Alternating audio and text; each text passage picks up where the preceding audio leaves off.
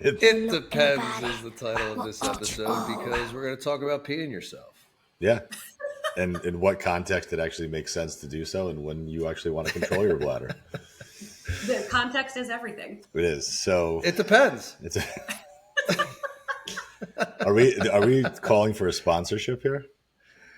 It like, depends. This is going to be a whole series. It depends. Which is the answer that everybody hates hearing. How do I lose weight? I don't know. We're going to call it. We're going to say it's depends. It depends. How do you make it all day without having to go to the bathroom? It depends. It depends. Pushing hard for sponsorship. Yeah. You need a discount code? Yeah, Hannah, I like it. Hannah, welcome to the fucking shit show. I'm here for it. It is. This is our first episode in like 2 weeks?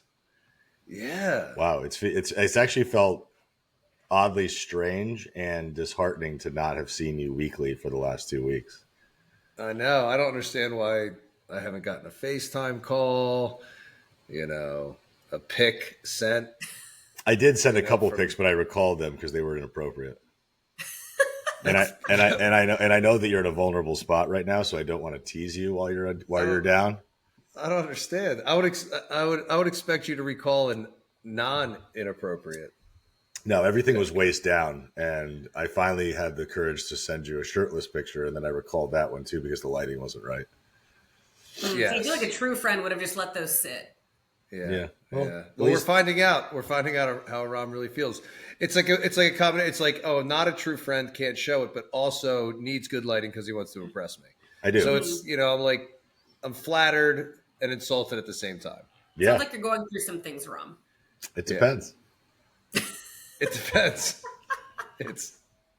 So should you want to intro her or should I, or what do you want to do? You intro her. Okay. Yeah. Okay. Intro Hannah. Well, Hannah is a former physical therapist turned health coach. We've actually seen this happen a lot recently. I think people are running away from the healthcare system and running away from the insurance-based healthcare model because they realize that it just doesn't allow them to spread their wings and do the things with their patients that their patients deserve care for. And I'm curious to hear how that transition occurred because there's so many DPTs I know who are now health coaches who I think have much better results with their clients than they ever were able to have when they were seeing them for 5 minutes a week on a table somewhere. Which physical therapist is doing 5-minute consults? Yeah, I'm like, it sounds like not very much time. So yeah, that's a little quick, Aram. Maybe these people shouldn't have been physical therapists. The PTAs, when I was getting my Achilles rehab done, it was all PTAs that were doing the work on me. The DPT would see me for 6 minutes. Yeah, depends on where you work, and it's different from state to state. So when I worked, so I started my career as a physical therapist working clinically in Ohio. Their labor laws are different, and I was salaried as a PT, and they would your volume was a lot higher, and it was great as a new grad, a generalist. I got my hands on everything head to toe every single day. High volume, I developed the skill set quickly, and I learned what I did and didn't like about that type of setting. So when my husband and I moved, I then practiced in San Diego for a while. Their labor laws are different. You're hourly, not salary. So they build in documentation time. So there was a big difference in how they approached clinical care from private practice to more of like hospital like satellites of that, because I was always in outpatient orthopedics and like. Where did you work in San Diego? I'm in San Diego. Where did you work in San Diego? I worked for Scripps Health. Oh, okay. The whole time I was there. Okay.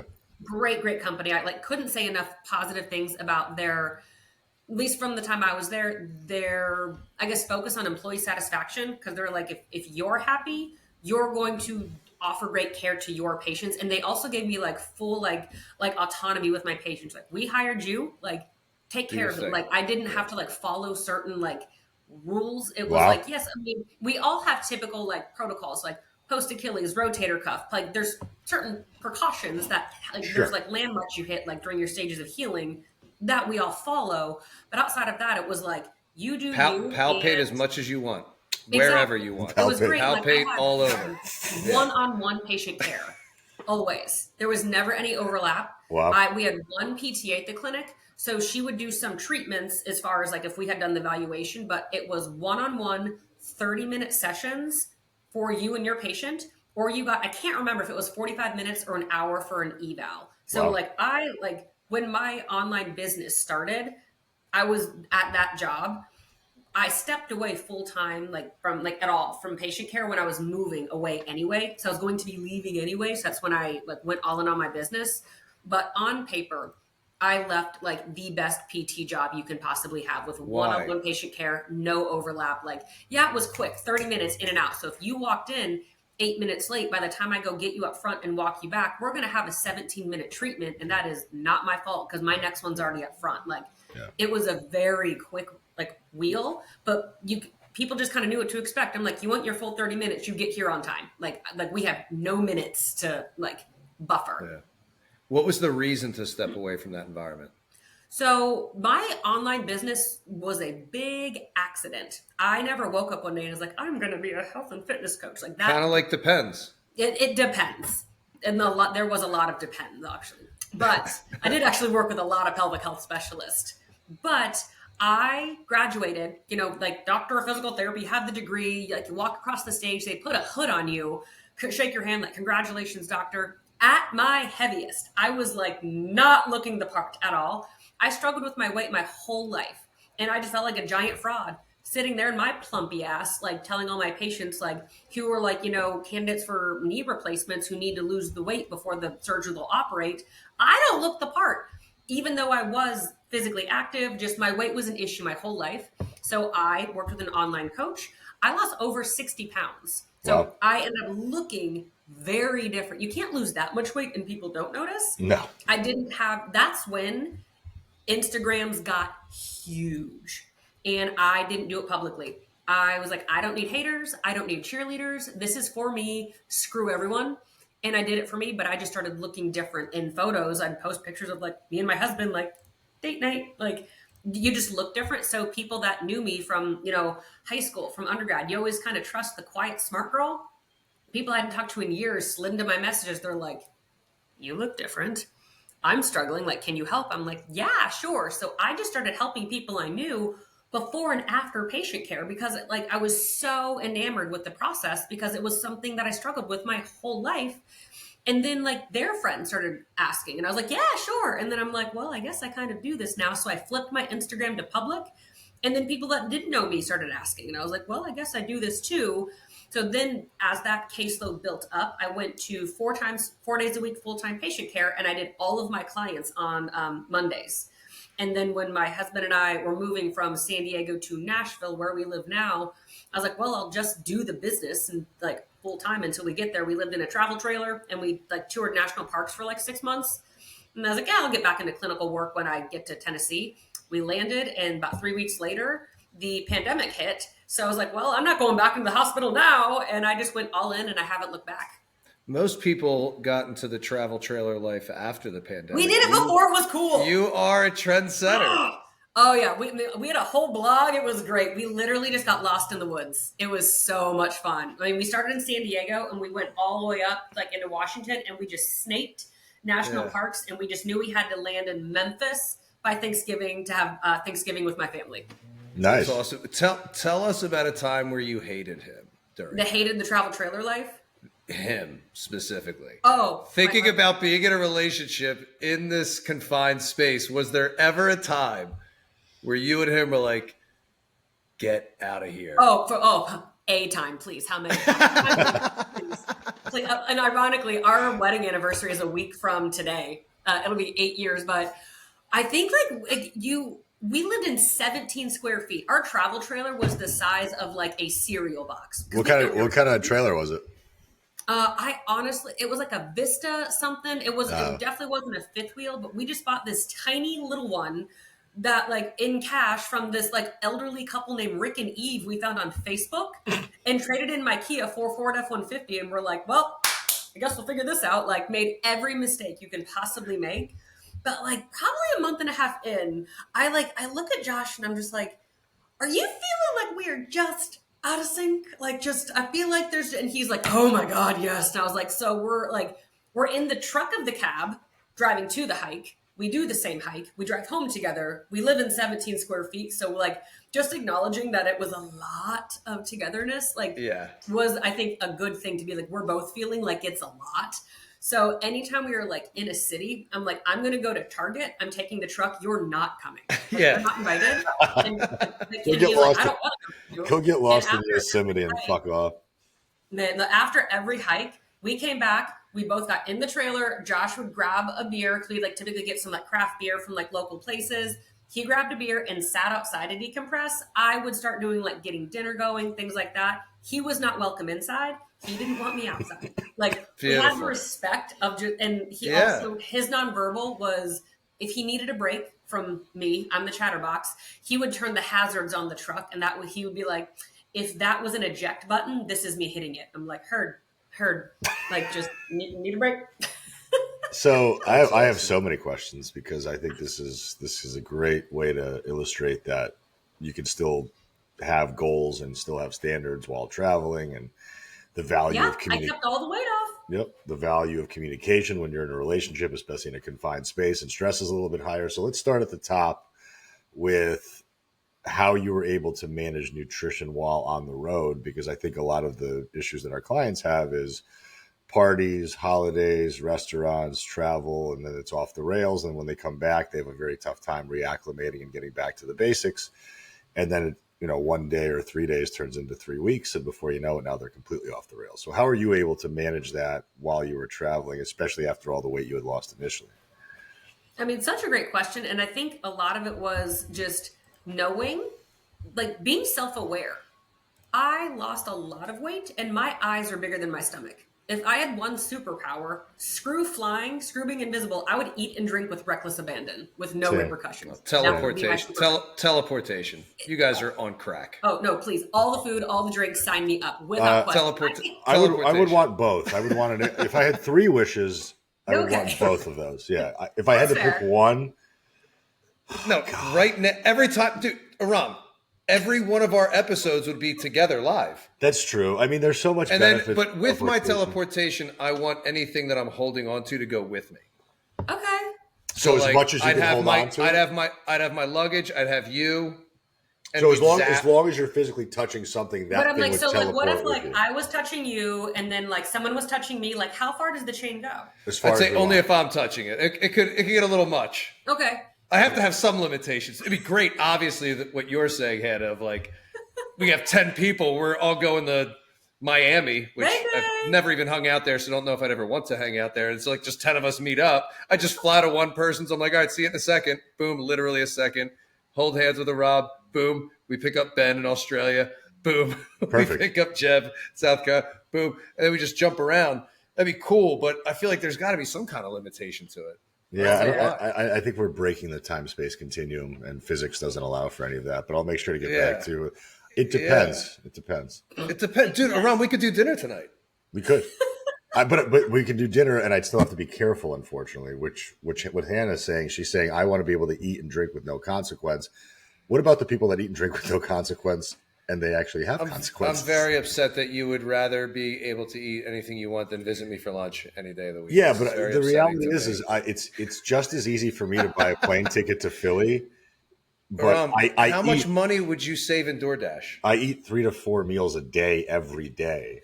But you could just show up at what's the subs that you like? Jersey Mike's. Jersey Mike's. Mikey John's. I don't know. I don't eat the stuff. Jersey Mike's. You could just show up at Jersey Mike's. I could, or I could just have it delivered and save. I don't know. Doesn't matter. Ridiculous. No, we're off track. Save you so much money. But I do agree with her. I think that one of the best things that any human being can have is the ability to have food be essentially calorie free, and they could just taste whatever they wanted. But Hannah, here's where my challenge to you is if you were able to eat with reckless abandon, would it be as good?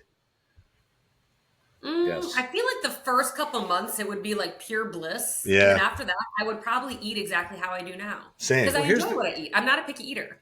Here's the question. It doesn't create weight gain, but would that horrible food in this mythical scenario create the gut health stuff? No, negative ramifications. No negative effects. No repercussions. Superpower. Nope. If you can define all the physics, I can eat whatever the hell I want. And you're still getting all the nutrients you need, maybe through a multivitamin or something like that. Yes. Well, then why would you not keep eating the junk? I mean, I enjoy it. I mean, I eat enough of the fun stuff anyway. I don't Because I restrict think that much now. There you go. I think from a taste perspective, it gets to a point where like it's almost too indulgent. Like I like crumble cookies, but I don't want to eat 4 of them in a sitting. I'd like to get 4 of them and taste each flavor. But do you think it's because of the physical symptoms that come with it? Like for me, I don't want that stuff because of the physical symptoms that come with it. It's probably God, the bloating. It does depend. It really does. It's a very deep question. I think this is actually one of the things that scientists should cover more. This is where our money should be going in research. But we digress. Hannah, come back to road living and how you were able to eat out of trash cans for an entire 6 months. The started with just being self-aware, like knowing that like I do need some level of like checks and balances on my intake. That made it easy for me to decide, like, you know what? We can't eat out every meal because obviously we're living on a fixed income as well. Like we're both living in a travel trailer. My husband couldn't work like as he was in transition. What was he? What's his occupation? So he was in electrical design work. He's worked for places like Honda, Boeing. He worked for a supercar company called like Fisker when we were in California. Yep. Now he decided to completely pivot and he's a carpenter. So he does kitchen and bath remodels. And so our garage is his wood shop. Nice. Mm-hmm. So kind of translated, he's like, I'm tired of seeing building things on computers that other people get to build with their hands. Yeah. So he wanted to build it with his hands. So nice. Like we knew we wanted to be smart, like financially, and he knows that my eating matters to me. I don't apologize for the way I eat. I don't apologize for valuing my health and fitness. I've structured my life accordingly. You can get on board or you can get out of my way. Like I don't feel the need to tiptoe around like, well, I want to find a place that has like a lighter option. Like, no, like if I look at a menu and it's nothing but like deep fried everything and we've been on the road all day, I'm like, that's literally going to make me either shit my pants before we get to where we're going or just feel like a complete slug on our hike tomorrow. I love this point. I'm sure a lot of your clients deal with this issue of wanting to people please and conform to everybody else around them. How do you help them with that problem? Because you've got a really good grasp of it. I'm in the same boat as you are. I don't give a shit what you want. I'm eating what I want. And I'm going to dictate where we go if it's my decision. How are you able to help clients with that specific problem? Because a lot of our clients are suffering from this. A lot of our audience is suffering from this. Yeah. I remind them first that it's like, I was you. Like a lot of my clients are like, it's so much easier for you. I'm like, because I made it my reality. So I just play devil's advocate. I'm like, what is the worst thing that could happen if you decide to hold your ground and have a say at where your family goes out to dinner? What is the worst thing that could happen is your husband's a little pissed that he doesn't get the whatever. And then your kids maybe fight over like who gets to sit in what booth. And then tomorrow, no one remembers. I'm like, I just play devil's advocate. I'm like, if it blows up in your face, you get to throw it in mine. I'm like, I will fall on my sword. You can blame me. But I try and just say like, take a chance and see how it goes. They need to see for themselves that all the scenarios that are telling them why they can't in regards to people are going to say this, think this, I'm going to be perceived this way. All of those are made up realities. Like I have clients that are afraid to ask for dressing on the side because they don't want to impose. I'm like, I'm paying $25 for this fucking salad. You better put that dressing on the side. And if you don't, I will send it back. Yep. And I won't apologize for it because I'm paying my hard-earned money for it. And it doesn't have to be a big deal. Nope. We make it the big deal. So anytime that they even like, oh yeah, I went out to lunch and I chose something different, or like everybody grabbed a drink and I didn't, and I like, it felt okay to me. I make it a big deal for them. Yeah. I always remind them when they were afraid to do that and kind of like show them their growth of like this little thing gets to be everything. I just try and help them see where they're already doing it and just give them opportunities to try. And I'm the scapegoat. If it goes terribly, I'm like, throw me under the bus to your kids and your husband, make me the devil. I'm a physical therapist. Everyone hated me the second I graduated. Like, bring it on. I love that. Hey, Doc. Thank you. Doc. Thank you for sharing. I think I'll say to you. Such an important huge, message. though. Such an important message. And so many people are fighting from this idea that like I have to conform and I don't want to make any modifications to disrupt the status quo. But at the end of the day, like I think one of the most important and very current event things that you said is eating out has just gotten astronomically expensive. I mean, I still live here in San Diego, so I'm comparing it's ridiculous to that. But again, I think if anything, what that should do is it should deter frequency to some degree. And it should also make you value what you're actually choosing at the restaurant. If I have to go pay $26 for some shit bar burger and fries versus paying $26 or $36 for a fish dish, I'll probably upgrade to the fish dish, have more control. And if I'm going to get the burger, I'll just go and fucking get Five Guys delivered for $30 total, and then know that that's my intentional decision. And so many people are afraid of asking for like egg whites or dressing on the side, or can you hold the nuts and the cheese? Yeah. And then they're like wondering, well, I made the right choice. It's like, yeah, you had the right intention, but you forgot that calories exist in all these different ingredients, and you're not actually making more mindful choices. You're just kind of doing half of the work. And everything feels weird at the beginning with that kind of stuff. It's like we've talked about before, for people when it comes to drinking, they were a drinker and then they become a non-drinker. At the beginning, it's weird to be like, no, I'm not having a drink. And to say, I don't want anything, because you feel weird in that environment. And then after enough time goes by, nobody's asking you. Your friends aren't. Like, it gets it just to becomes be normal. Yeah. What I love to kind of tell my clients, especially the ones, I feel like restaurants are scary because also you're usually around the table and your order is so public. I get it, especially if like everyone around the table is drinking. Like, do you order especially at work conventions or like, hey, we're all going to share. Like, I understand like that, like stress levels, especially in women are like, oh my God, like that's when they start to spiral. So sometimes I'm like, all right, you need to start learning that you can have a say in what you order in a very like low risk environment. I'm like, we're going to pick Starbucks because I see your food logs. You're going there at least 3 times a week. Yep. It is you and that one barista. I'm going to challenge you to order something with maybe 1 pump of the sugar syrup that you get instead of the drink as it comes.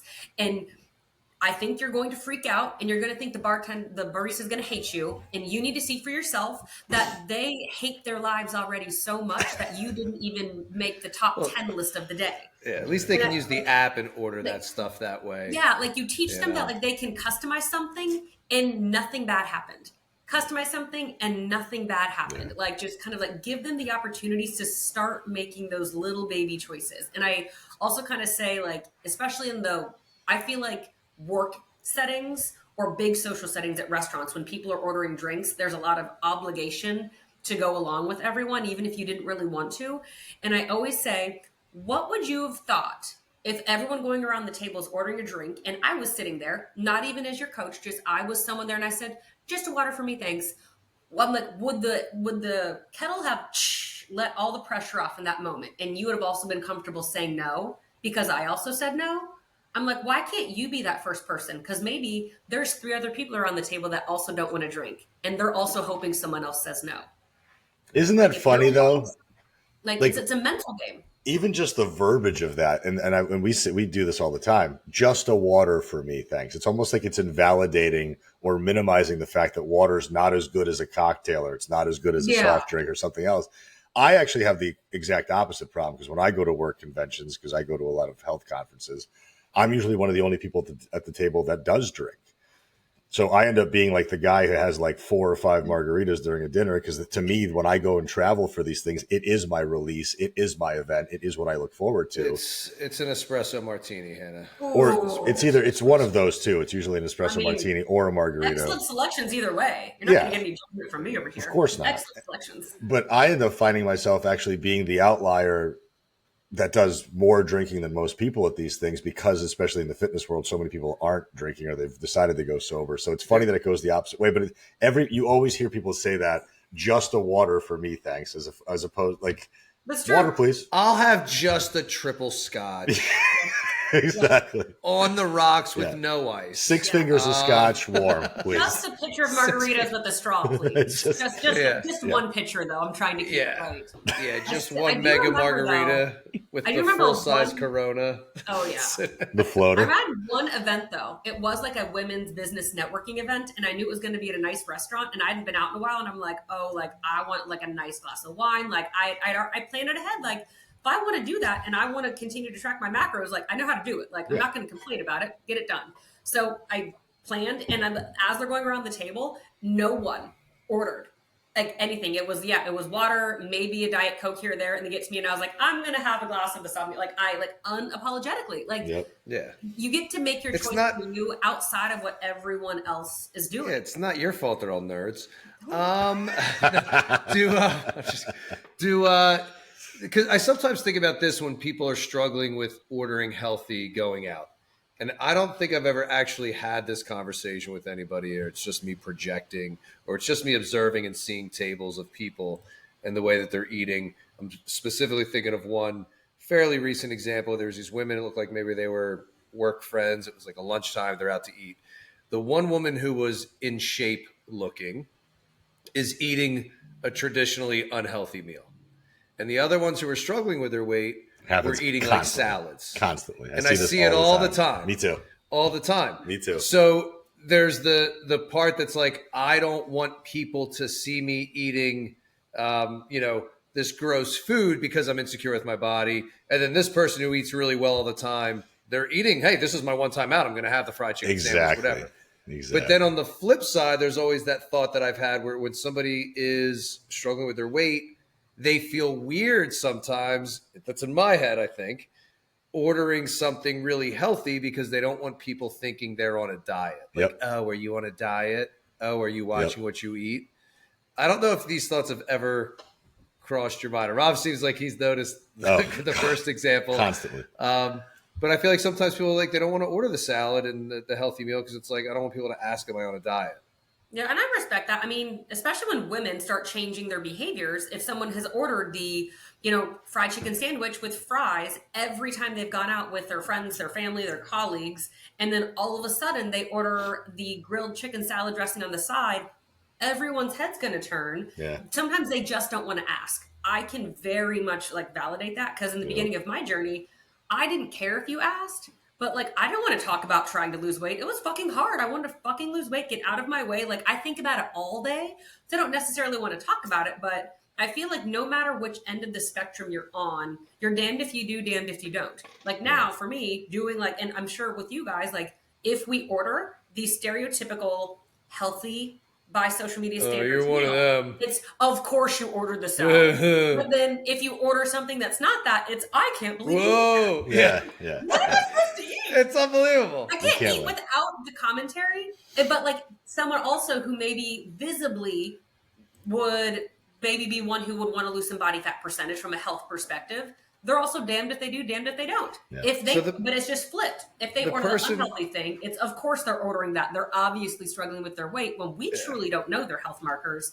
Or if they order the salad, someone's also going to make a comment. If you're at an extreme, you're a health and fitness professional, or you look the part, or you maybe look like you would have some body fat to lose, you can't eat without the commentary. Nope. Only if you're unremarkably in the middle, do you have safety when you eat. Yeah. Is there any strategy that you would give those people who are uncomfortable besides who gives a shit what people think?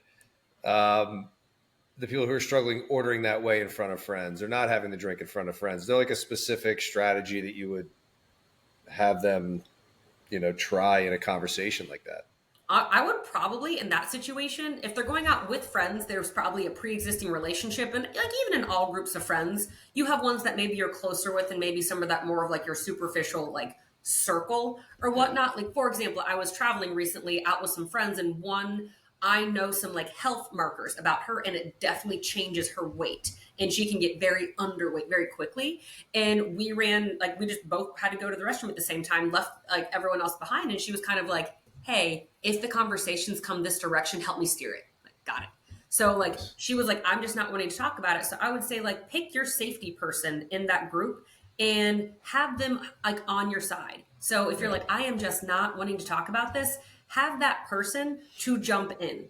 Someone to just slide in oh my God, I ordered that salad last time. That was really good. Pivot quickly. You don't have to do it alone and you can have a conversation before you go in. Or if there's three of you hey guys, y'all know I'm trying to keep my weight under control. It's kind of funny sometimes. I'm having a day. Can we let's just shelf that conversation for next time. Yeah. I feel we're too often afraid to vocalize what we need in friend groups in those situations. Whereas we're getting more aware of in our relationships, I'm married. I've talked about Josh, my husband already. I can't expect him to know what I want in a moment unless I vocalize it. I understand. Tell my mother that. She came at me because I told women in my Facebook group to speak up, and they listen. My parents listen to the podcast.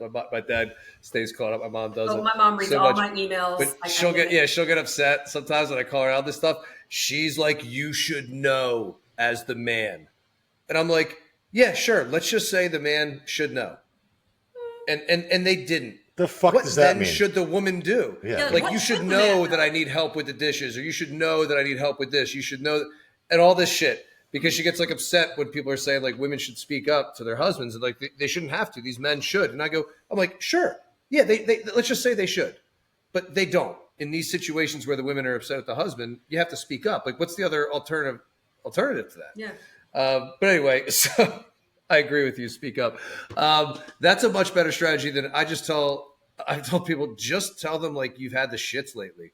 And that's one way to shut it down. Yeah. Like even when it comes to drinking, if it's like the first couple times, like you're not drinking, just say I haven't been feeling good. Yeah. And I really don't want to drink tonight. I just haven't been feeling good. Or and I can have my clients order a soda water and a lime. No one's gonna ask. Yeah, that's true. Yeah.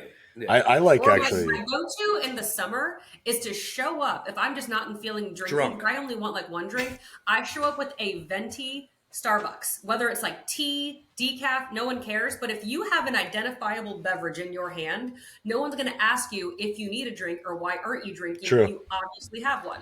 I'm not kidding. Like easy filler. Yeah. I'm not kidding, and nobody believes me. I did not drink until I was 21.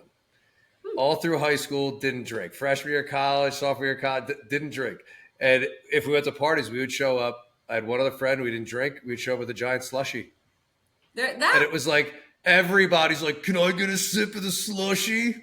Like everybody would want a sip of the slushie, but I would show up if I went to a party. I mean, I didn't go to a lot of parties because it wasn't as fun not drinking, but I didn't drink it. But if I did, I'd show up with a slushie. That was like the strategy. Kind of like almost to that point is people are afraid to be the one like not drinking or bring like order the healthy food. I got known in San Diego in our group of friends when I was there. Anytime we'd get together, I was the veggie tray girl. It's like, people are bringing chips and dips and casseroles. I'm like, veggie tray, or like I got known as that. It was always the first thing gone. Yeah. And it's like I have a client right now. She's in healthcare, and they had some like really early morning staff meetings, and she had made these like veggie egg muffin thingies or whatever. So she brought them to work. They had like catered in like some like bagels or like things like that. She's like, everyone in that room wanted what I had. So often like you're the outlier, but everyone is like wanting like a healthy alternative or something that's not going to make them feel sluggish. They're like waiting for the one person to be like, you want it too? It's interesting. We think we're going to be judged, but in reality, people want a piece of what we know. I think it's the same thing with people with like the activity. Like it's like, oh, none of my friends are active. They don't go for walks. Well, be the one, like you said earlier, be the one who invites your friends to walks. All of a sudden you have this walking group going on. Yeah, it doesn't have to be happy hour. My friend and I go do like a Monday morning hike to catch up. Yeah. We prefer that. Yeah. I think the issue is that people kind of fall into these couple of categories, and one of those categories that tends to be a little bit more problematic is the people that don't want to lead and they don't want to think and they don't want to make decisions and they'd rather just follow and show up. And then there's the people like us who I think have some conviction. We have standards. We have values that we operate from. We filter all of our decisions through a very specific lens. And we're not worried about upsetting the status quo anymore because we know that it completely relates to our quality of life. And then normally people end up following us rather than us following them because they see the value in what we're doing anyway. They've just never been challenged to see it that way. So I think for anybody listening to this who's having some of these plights and these problems, if you start, even if you're not physically there yet, right? It's different. Like all three of us are visibly in very good shape. Nobody's going to confuse us for people that don't eat well and don't work out, except for maybe Jim because he's a little sloppy in this season of his life. But I'm lactating currently. Yeah, and that's fine. Your pelvic floor is not strong, and once we strengthen your pelvic floor, you'll be much better. I can do jump rope again. But if you eat, like, let's say you're 50 pounds overweight and you're just starting out and you feel embarrassed to be the person who suggests the walk versus the happy hour, suggests the coffee date to catch up versus the dinner, that's fine. You're going to start being known as the person who's just making better decisions, and people will start following. Nobody's going to be like, no, fuck you, you're fat, nobody cares. They're going to be like, no, you're actually probably you're suggesting something that I should be doing anyway. So I'm actually going to follow along. Great idea. I'll see you for coffee and let's go for a walk. So don't be afraid to be that person that speaks up and makes these decisions for other people, because most people aren't going to take the reins anyway when given the opportunity to do so. Yeah, I couldn't agree more. Do you have any clients or people that you work with or friends or whatever who have lost friends through the process that they've shared that with you? Not really, as far as like the way, I feel like the way you asked it was like a negative thing. I've watched clients intentionally step away from either like friendships, group of friends, or like I have some clients, I was new to this word a few years ago. There's an entire community on Instagram called Beerstagrammers, and they're like big in the craft beer scene. And I am somehow like unofficially the women's health and fitness Beerstagrammer. Like I have because of your husband and his craft beer addiction. Obviously, that's how it started. We'll talk about his drinking problem on the next episode. I'm not. It's a little Craft sensitive beer for me right now. Addiction. Yeah. But I'm watching people who are like parts of communities change their relationship with how they drink or eat and whatnot. And what I see is not necessarily like friends stepping away from them. What I'm seeing is my clients being a bit more empowered to be protective over who they associate with in regards to their inner circle. And they're like, I'm working so hard on these things.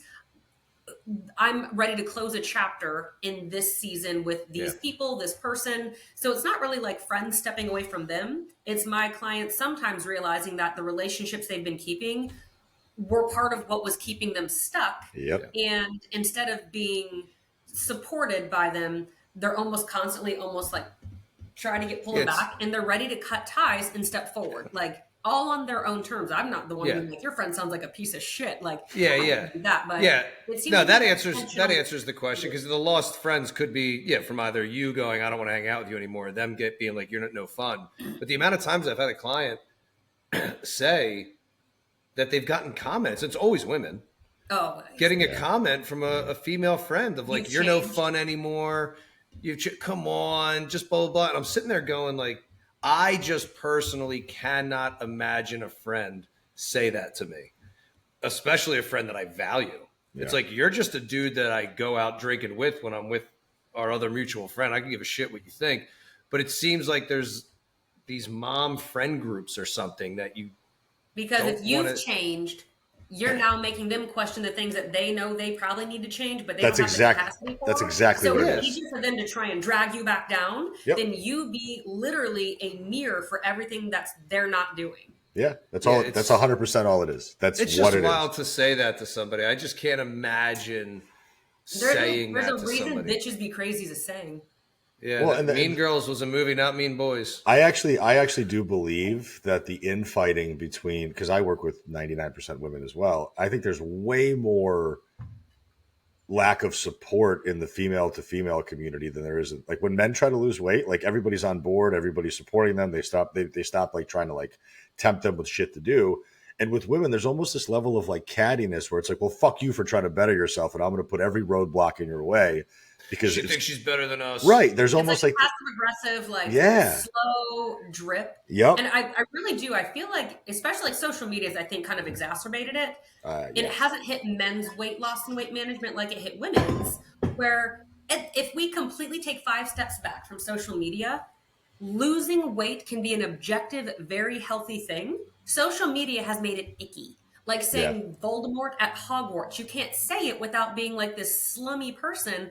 When in reality, sometimes losing weight is a positive, empowering, life-changing, quality, correct thing to do for the person. Yep. And that hasn't always translated into female weight management, which is why I like to talk about it and normalize it. I'm like, I lost weight because I was uncomfortable in my own skin.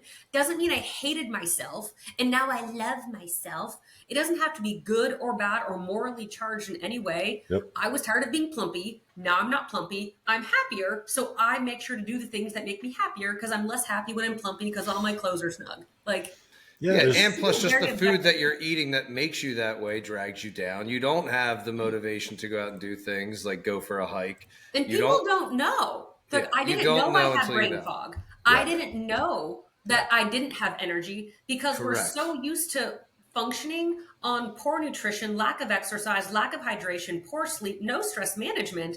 We're not doing any of the basic fundamentals. So we're used to just functioning on E. That's normal. Yeah. So anytime we get someone just eating, God forbid, a little bit more produce, a little bit more protein, and introduce the idea of a sleep schedule and a walk, they're like, I didn't know you could feel this good. Yep. It's so far out of their realm. And then I love it when clients start to get protective over it. They start to connect the dots. I'm not the one saying you should eat this or shouldn't eat that. I'm guiding them, and they connect. Wow, I sleep so much better now that I'm not drinking every night after work. I don't need that glass of wine to wind down as I'm making dinner and then finish the bottle after. I feel better if I don't, and I sleep better, and then I need less coffee the next day. People start to connect the dots, and when they connect the dots, it's more likely to stick. I think it's unfortunate that so many people will still express a great deal of frustration, but then also simultaneously present every potential obstacle for where they should change but don't want to change. And I'll give a really good example of that. As I did a seminar last week at a local gym, and one of the 5 people that attended was a woman who was in her mid-60s on HRT, cited that she needed to lose, 30, 40 pounds, which I didn't think it was that high of a number, but let's say that was truly the case. And then I had spoken to her on a subsequent phone call, and everything was frustration. I want to lose weight. I'm unhappy. I don't feel good. And then when I started to present certain tactics like remedy your sleep schedule, start to take more steps, take your training more seriously. And by the way, this is somebody who's retired, so they have all the time in the world. Cited the fact that she's spending every other Wednesday doing Botox and fillers and hair and nails, and that's her form of self-care.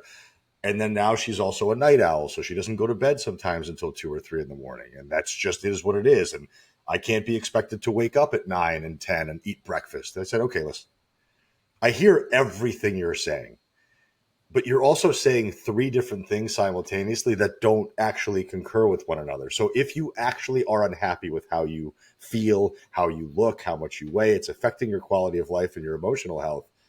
Why are you so also then resistant to even the slightest amount of change that's being presented to you in the most doable way on earth? I'm like, listen, can you just eat 3 meals a day?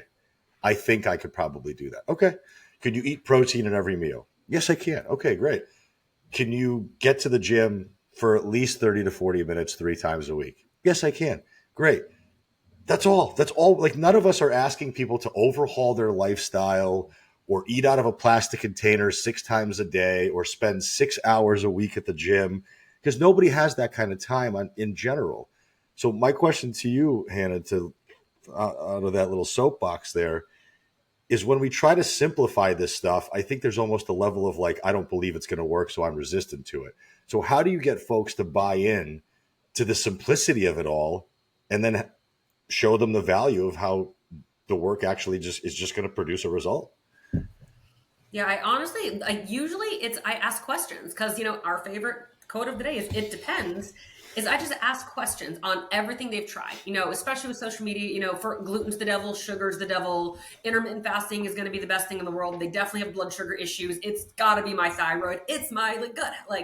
Everyone has started to cross all those off the list. And so I'm like, thank you so much. You just gave us a list of everything that's not going to work.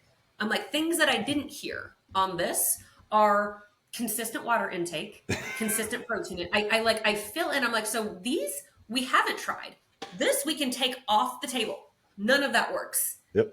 This has a shot. And so I did one-on-one coaching for probably the first 5.5 years, because that's what changed my life. I mean, the first coach I hired was a right piece of shit. He was the worst. I was shoveling cold spaghetti squash, turkey, and avocados in between patients. Like, there was no flexibility, no education. And when I'd ask questions, it was met with, I always get results. You must be cheating. So I found someone. Stop. That was the default response was I get results. So you must be cheating. I was like, go fuck yourself, Mike. It's actually a Ram's tagline if you look on his website. Oh my God. It was you. This is actually my moment. It was you. I don't know that I could even utter she's that. She's built up a following so she could get on this podcast. I don't even know that I can utter that out of my mouth without laughing at myself first. It was wild. That's insane to me. I know what that feels like, So I know like how people think it has to be like that structured and that complicated. Yeah. So one-on-one coaching was where I thrived and lost all the weight. So that's what I always did. But I realized that people aren't doing like those basic fundamentals, like eating consistently, just creating an awareness. So I literally, it started, last year. It'll be about a year this holiday. I just, as like a cheeky, funny thing for the holidays, I started like the Healthy All the Way holiday challenge. And it was literally like, you want to get through the holidays without feeling like stuffed sausage. Here's a free Facebook group. I was about to shut it down at the end of the holidays. It was a free Facebook group. All of them were like, so we do this now, right? Like this is, we're in they're all in. So I call it the Basic Shit membership. That is literally the name of it. And it is, they sign on, they get app access, and it's 100 grams of protein, 100 ounces of water, 8,000 steps, 7 hours of sleep, and 3 servings of vegetables a day. That's too much work for me. That's too much work. I'm out. It's a big ask. I know you can't do the Basic Shit Aram. But yeah, it's called the Basic Shit membership. And I let women just get consistent with the basic shit.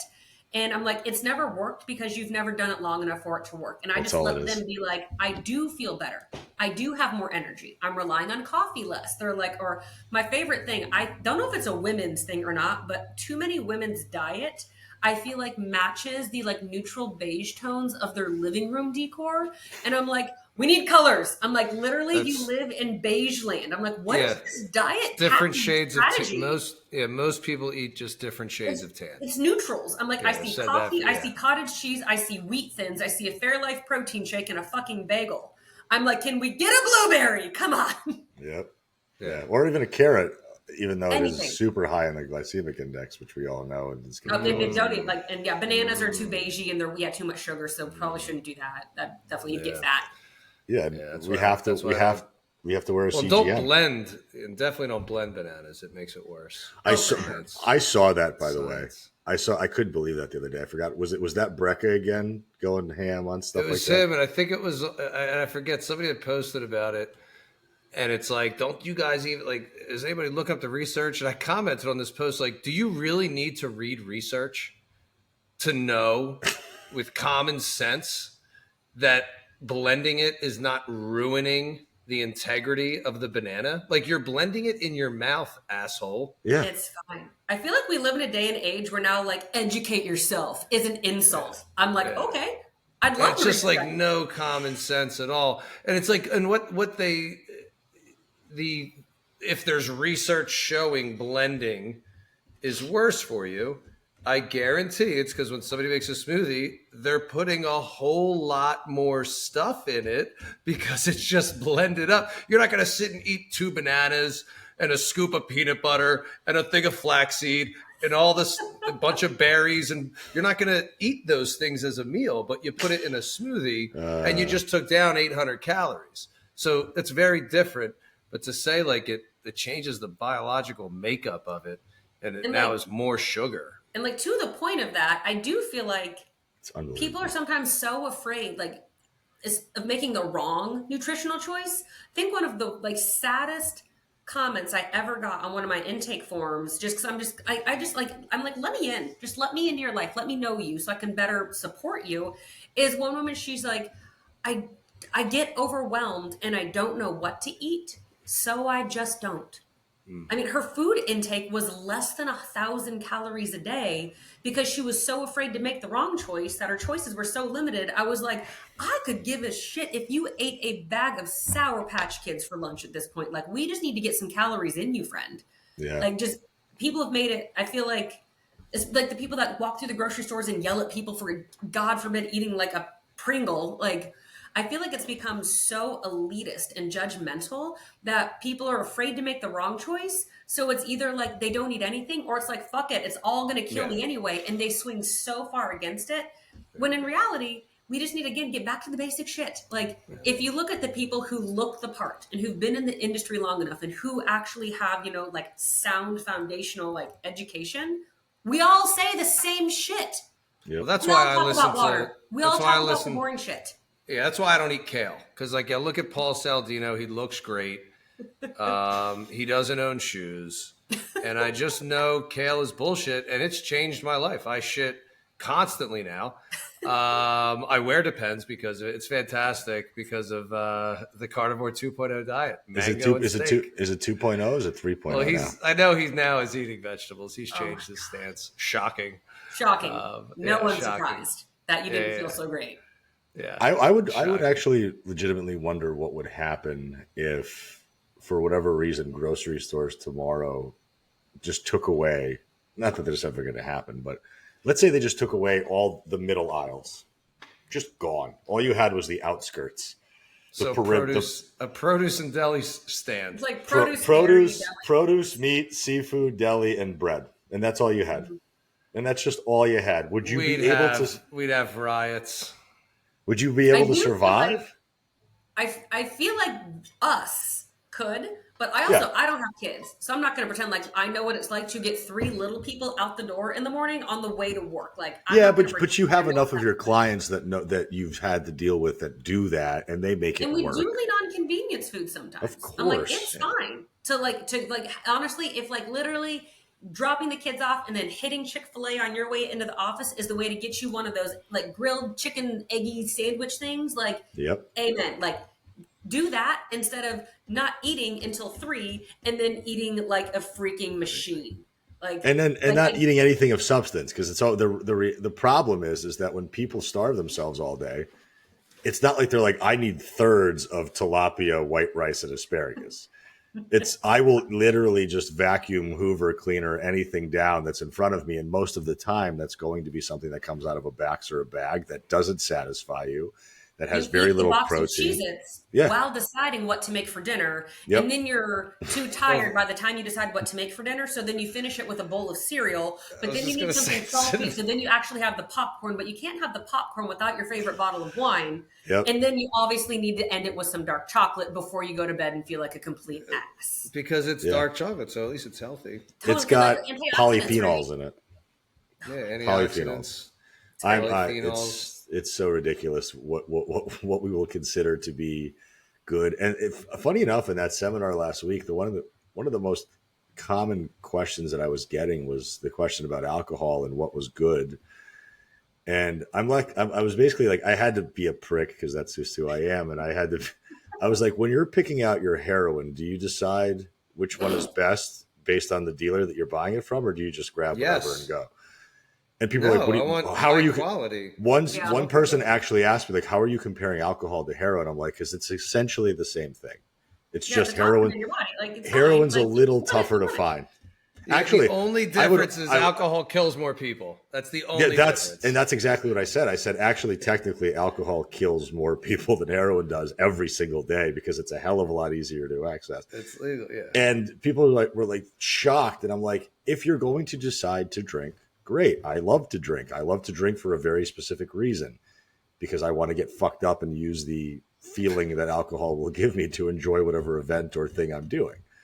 But I'm not going to make that decision every single day, and I'm not going to do it with absolute reckless abandon. And I think once we start to give people some guidelines on stuff like, hey, this is all okay at moderation, and then they have to decide what moderation is to them. Yeah, that's the problem. Because that's where the tracking comes in. Yes. People don't know. Sometimes you have to learn the hard way. Or it's like, I like something that you had said in a post not long ago, Aram, about like tracking food. I love the analogy you use. Like, it's like guardrails.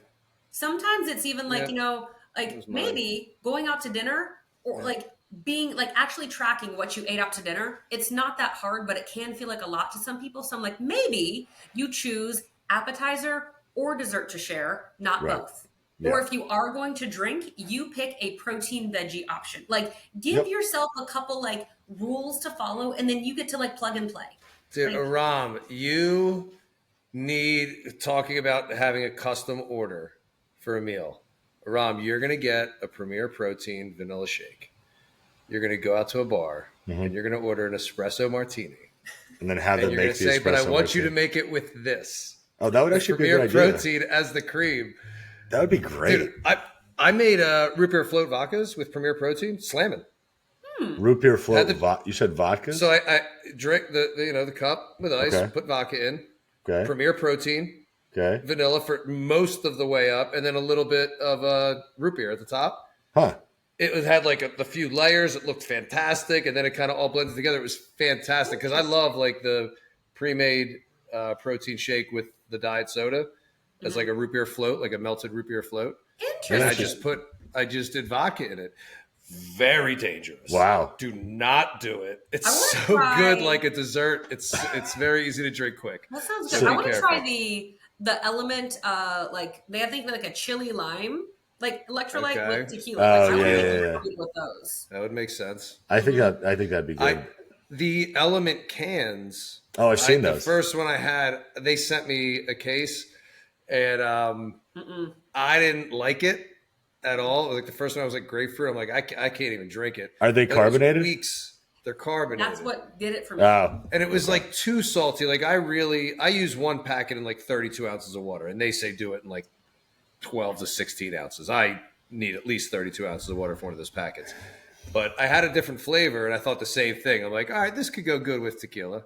Like the lime, the citrus. I can see that kind of seltzery, but like I love salt. Like for me, if I'm salting my hard-boiled egg, there should be so much salt it damn crunches. I love salt. I'm the same way with hard-boiled eggs. Yeah. Love the Element, like love salt. It was the salty carbonation that I was like, it was weird. Like it just, I'm like, there's carbonation and there's salt and like together, I'm like, maybe.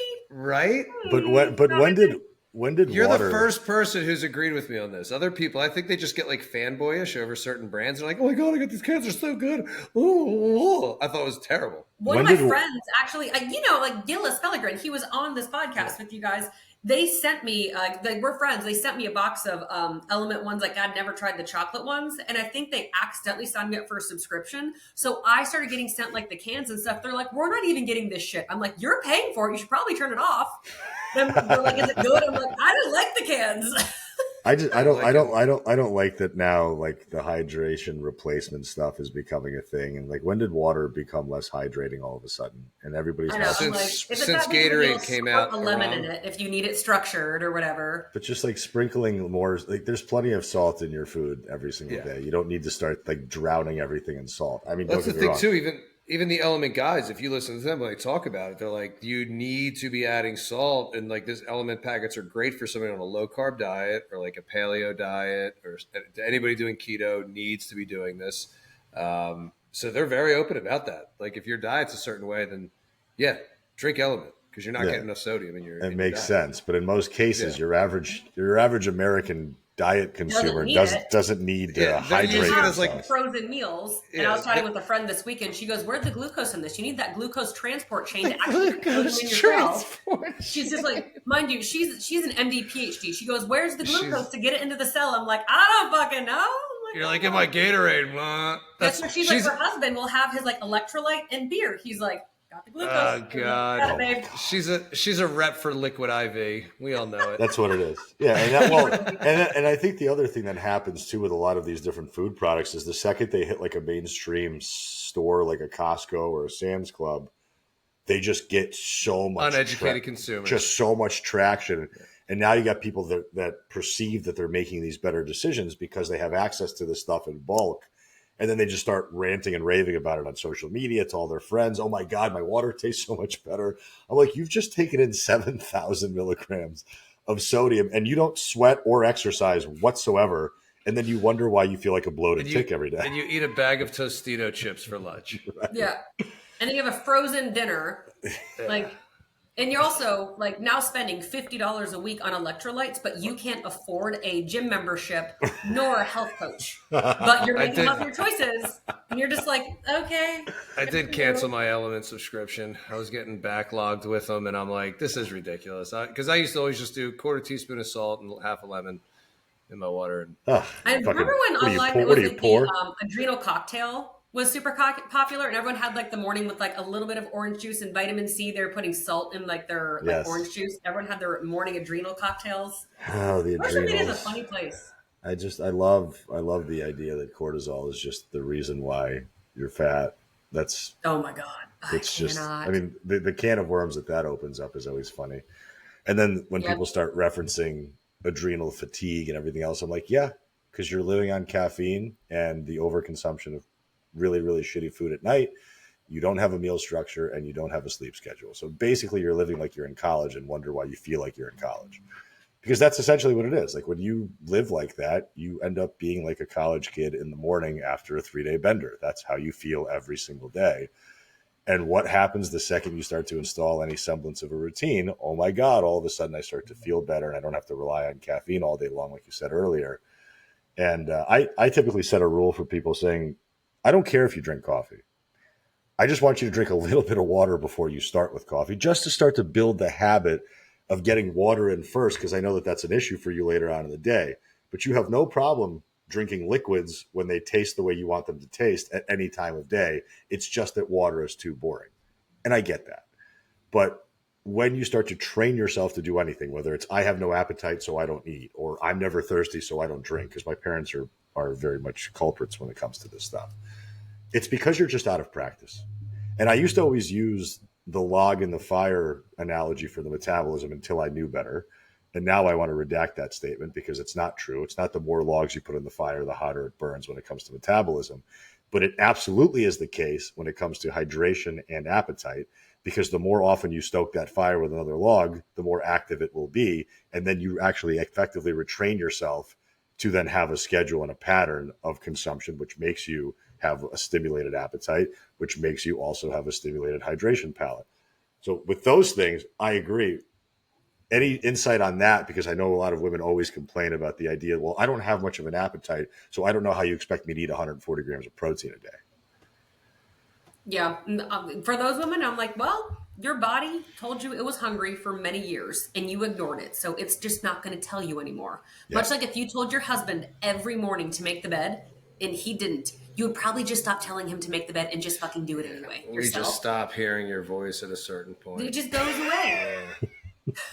It's like a kid. I remember as a kid, like my mom like yelling at us when we were watching TV, like flat out didn't hear it all.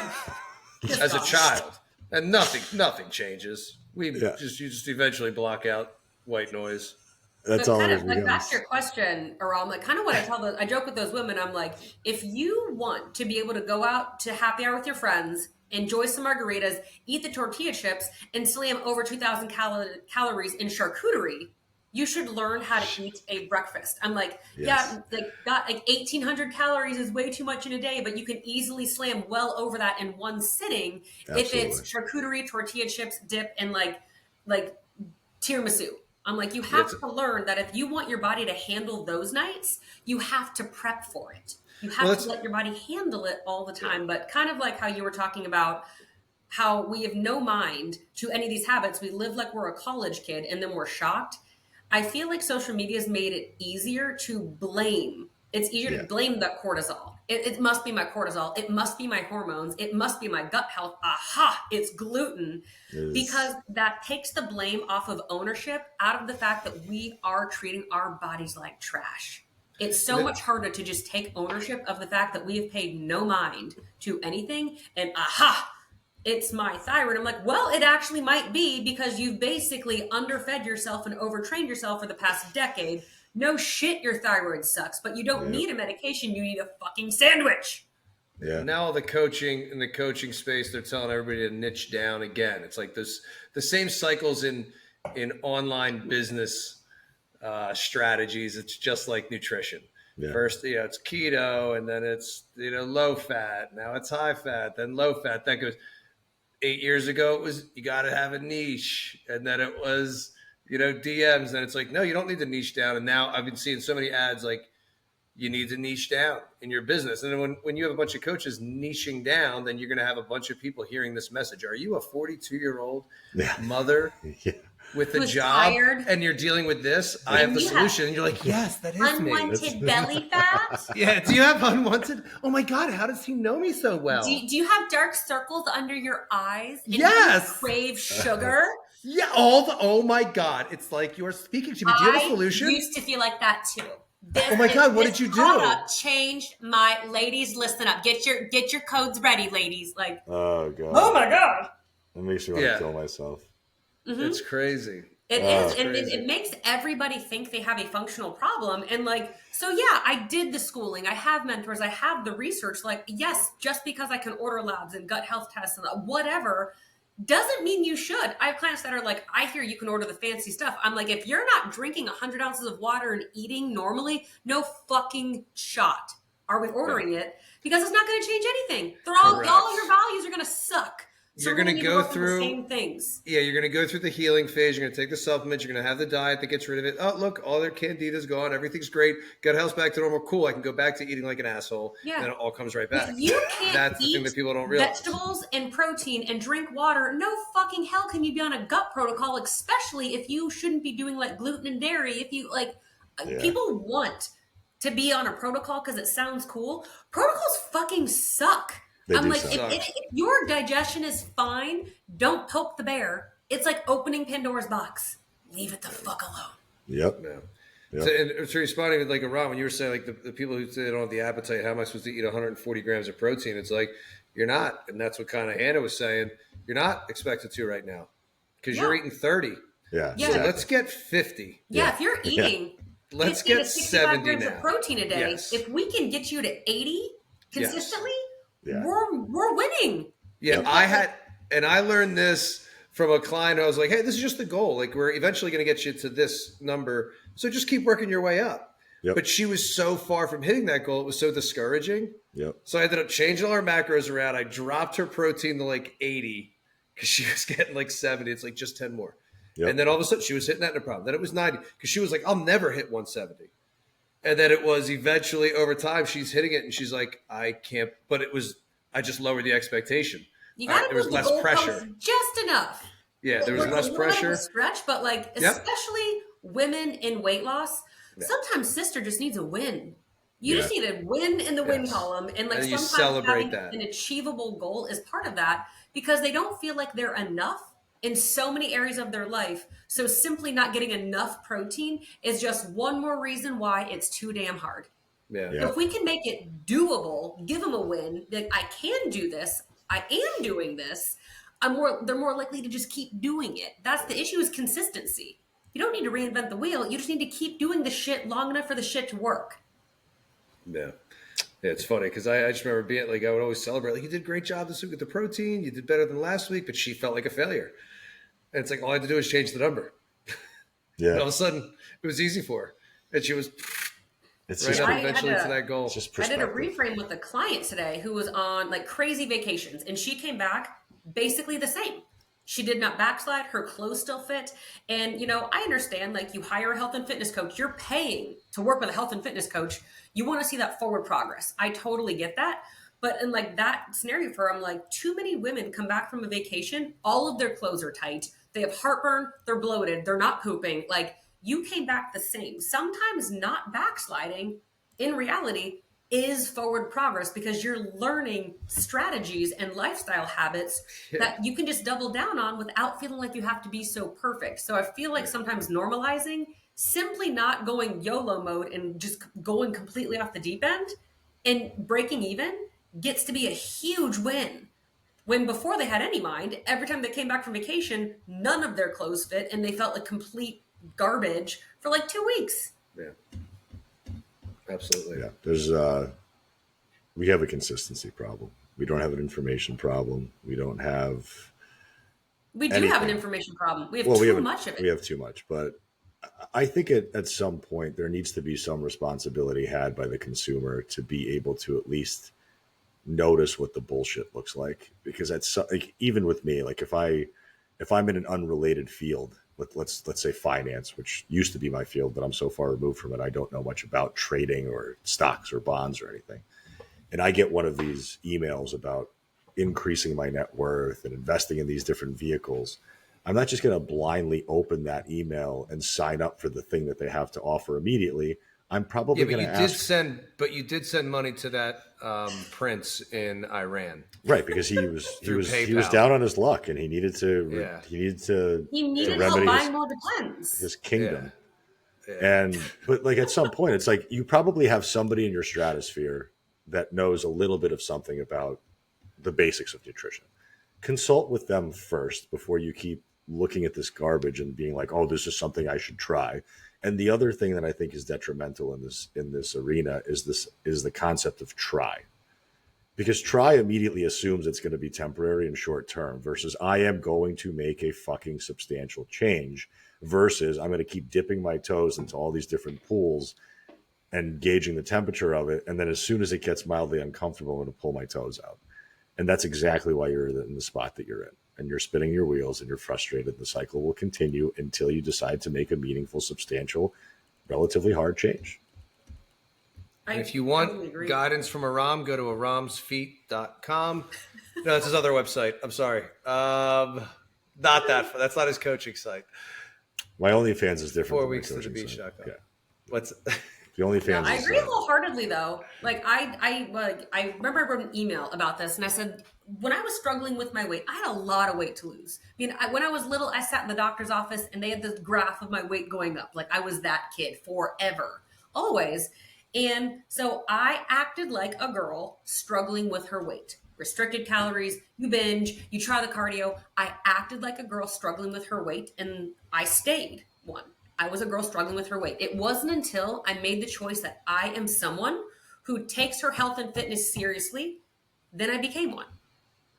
You are what you act like. And if you act like you're someone who's struggling, you will keep struggling. Yeah. When you decide you're going to act like someone who values these lifestyle choices, you start turning into that person. Yep. Yeah. I remember, and Ram, you might have heard me say this before. I remember hearing a pastor years ago say something he was talking about, people becoming born again and then like identifying with their old self. And it was like sinners do that. And like, that was the identity shift for him. It was like, I don't do that. Sinners do that. And I remember trying to eat better. And after like hearing this guy say this, I'm like, fat people eat that.